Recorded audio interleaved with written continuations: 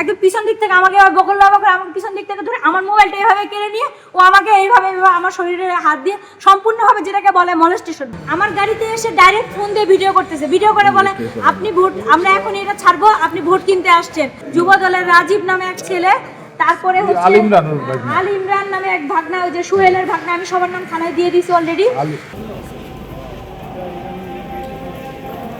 নাম কতিকয় number plate ছাড়া কয়েকজন সন্ত্রাসী বাইক নিয়ে তখন আমার পিছে পিছে আসলো।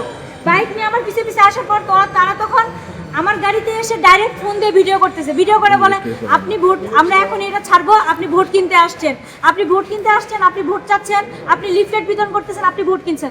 তখন আমি যখন প্রতিবাদ করছি, না আমি তো এখানে ভোট কিনতে আসি নাই, আমি আমার ক্যাম্প দেখতে আসছি, ক্যাম্পের সামনে দাঁড়াইছিলাম আমি।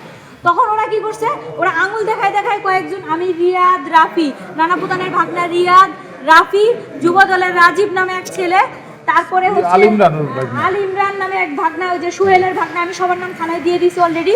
এবং আল ইমরান, নেশাত নামে এক ছেলে, যাকে আপনারা সকলে চিনেন, সেতু নামে এক ছেলে, যারা এরা সবাই তখন কি করছে, এরা তখন ওই জায়গায় আসলো দলবল নিয়ে, অবৈধ বাইক নিয়ে এসে তখন কি করলো, আমাকে বললো ঢুকছিস তো ঢুকছিস, বের হবি কি করে দেখি, তোকে আজকে এখান থেকে কে বের করে।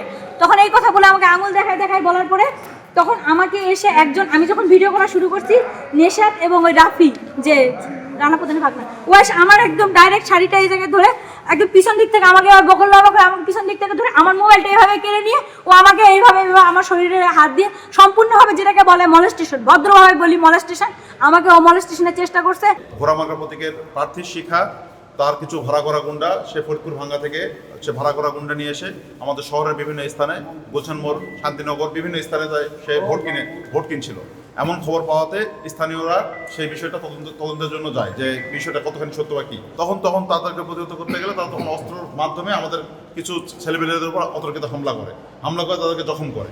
আমি নির্বাচন কমিশনের জোর দাবি জানাচ্ছি, যেহেতু এই ভোট কেনা একটা আইনত দণ্ডনীয় অপরাধ, এই ভোট কেনার জন্য এই শিক্ষা প্রার্থীদের বাতিলের আমি জোর দাবি জানাচ্ছি। আমার জানা মতে এখানে বিএনপি গ্রুপের সঙ্গে এই সদর আসনের স্বতন্ত্র প্রার্থী শিক্ষা গ্রুপের একটা মারামারি হয়েছে নাকি শোনা কথা আর কি। এটা আমাকে অফিসার ইনচার্জ মারফত জানতে পারলাম। হাসপাতালে এসে দেখি দুই গ্রুপেরই এই 8 জনের মতো আহত অবস্থায় আছে। এতটুকু আপাতত পরে বিস্তারিত।